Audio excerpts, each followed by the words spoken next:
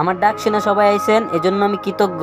আব্বা এখন আমার ঈদের জামা কিনে দেয় নাই, এই জন্য আমি আমাদের বাড়িতে আপনাদের সবাইকে ডাকছি। আজকের সালিসিতে কোনো রকম ভুল হলে আমি আন্তরিকভাবে ক্ষমা চাই। আপনারা সবাই জানেন রোজা 17টা চলে গেছে, এখন পর্যন্ত আমার ঈদের জামা কিনে দেয় নাই। নতুন কাপড় তো দূরের কথা, একটা গামছাও কিনে দেয় নাই। ছোট ভাইয়ের লাগে 2-3 সেট করলো, আমার লাগে একটা আন্ডার প্যান্টও কিনে নাই। জব্বর চাচা, আব্বা আপনারা যে এখনো আমার মার্কেট করে দেন না, এই যে আমি পরমু কি? আমি কি ল্যাংডাইট কিনবো, না গত বছরের সিরা আন্ডার প্যান্ট পরমু, নাকি চাচার সিরা লুঙ্গি পরমু, না আব্বারটা পরমু? আর মা খারা, মার লগে কথা কইলে খারা, এ দুঃখ মায় ছাড়া কেউ বুঝবো না। ও মা, মা আপনি তো একদম ছোট পোলার কাছে খাড়াই রয়েছেন, আপনি কোনো কথা কন না কে? ছোট পোলার তো 2 সেট কেনা হয়ে গেছে, কিন্তু আমারটা হলো না কেন? আপনি ভালো করে জানেন মা, সারা এলাকার মানুষ জানে আমার একটা সিরা গামছা ছাড়া কিচ্ছু নাই।